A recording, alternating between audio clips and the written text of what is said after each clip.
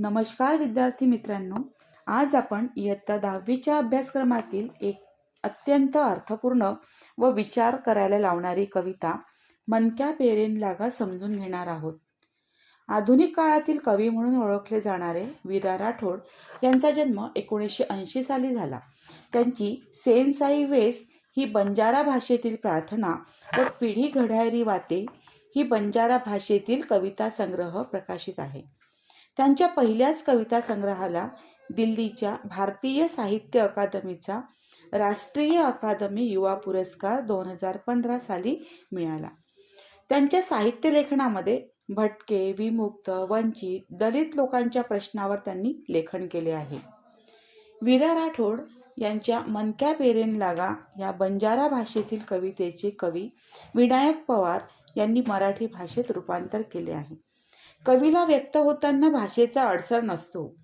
बी मातीत पडून तिचं झाड होईपर्यंत प्रवास सांगताना माणसं पेरायला हवी हा विचार कवितेतून व्यक्त झाला आहे. कवी अभिव्यक्त होत असताना त्यांच्या कविमनावर झालेले भाषिक संस्कार व त्यांची उपजत प्रतिभा यांचा कस लागत असतो. विद्यार्थ्यांनी सुद्धा आपल्या परिसरात बोलल्या जाणाऱ्या बोलीभाषेवर कविता तयार कराव्यात या उद्देशाने ही कविता अभ्यासक्रमामध्ये समाविष्ट केली आहे. ही कविता आपल्याला सांगते की आजच्या बदलत्या, स्वार्थी आणि हिंसक होत चाललेल्या जगात माणुसकी जपणे हीच खरी गरज आहे. चला तर मग या कवितेचा अर्थ ओळीनुसार समजून घेऊया. मनक्या पेरेन लागा याचा साधा अर्थ आहे माणसं पेरायला लागा. एक बी जमीम गडचं, जमिती ओरो नातो जुडचं, धूड होणं लगाडच्छ, जीव असो काही घडचं.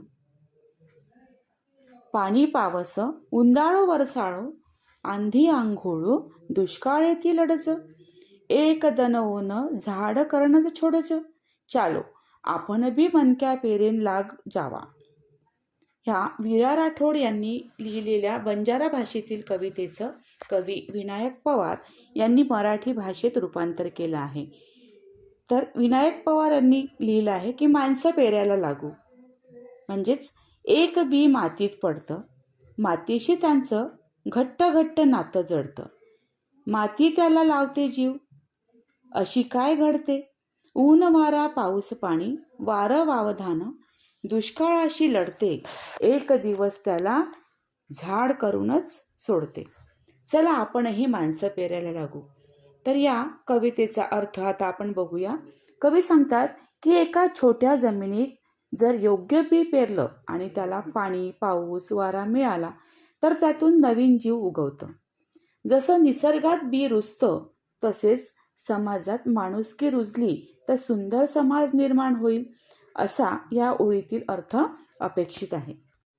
कवी पुढे सांगतात की पाणी पावस उंदाळो वरसाळो, आंधी आंघोळो दुष्काळ येथील लडचं, म्हणजेच ऊन वारा पाऊस वादळ हे सगळं झाड सहन करतं, पण तरीही ते जगणं सोडत नाही.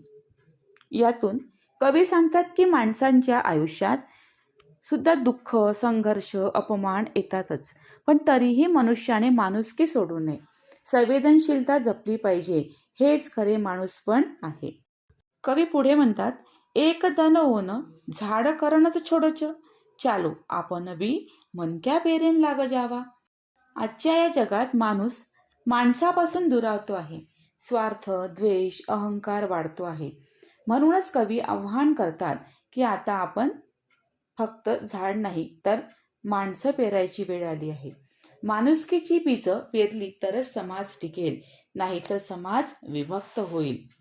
कवी स्पष्टपणे सांगतात, एक दिवस तरी झाड नव्हे माणसं पेरा.